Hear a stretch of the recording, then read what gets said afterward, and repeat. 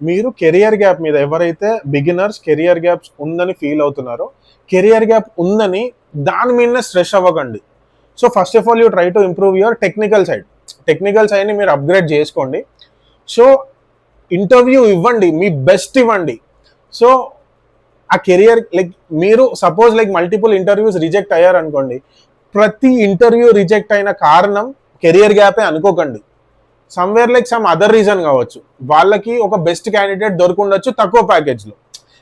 There might be some x reason.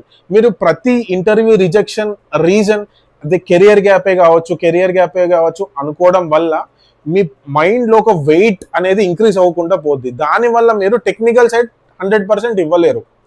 So మీరు multiple, Akhil చెప్పినట్టు అఖిల్ కెరియర్లో తను మల్టిపుల్ ఇంటర్వ్యూస్ ఇచ్చాడు. ఆ స్టార్టప్లో సెలెక్ట్ అవ్వే ముందు చాలా మల్టిపుల్ ఇంటర్వ్యూస్ ఇచ్చాడు, మల్టిపుల్ రిజెక్షన్స్ కూడా ఫేస్ చేశాడు. సో తను ఎక్కడ డిప్రెస్ అవ్వలే. సో వీళ్ళు నన్ను కెరియర్ గ్యాప్ గురించే రిజెక్ట్ చేసారు కావచ్చు, లైక్ ఎట్లా అని డిప్రెషన్లోకి వెళ్ళలే. సో తను వదిలేశాడు, ఎక్కడైతే ఇంటర్వ్యూ రిజెక్ట్ అయిపోయాడో ఆ ఇంటర్వ్యూ రిజెక్షన్ వదిలేశాడు అక్కడనే. కానీ he learned from that.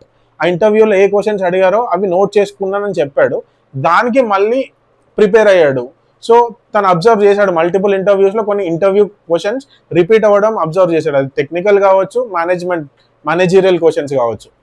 So నేను చెప్పబోయేది ఏంటంటే కెరియర్ గ్యాప్ అనేది సహజం. కెరియర్ గ్యాప్ అనేది it's a genuine reason. So మీరు అది కెరియర్ గ్యాప్ అనేది ఒక వెయిట్లా పెట్టుకొని ముందుకు నడవకండి. సో మీరు ఇంటర్వ్యూ రిజెక్ట్ అయితే మళ్ళీ ఇంకొక ఇంటర్వ్యూకి ఇవ్వండి with full fledged attempt, with full fledged ఎనర్జీతోని ఇంకొక ఇంటర్వ్యూ ఇవ్వండి. రిజెక్షన్స్ని మీరు పర్సనల్గా తీసుకోకండి.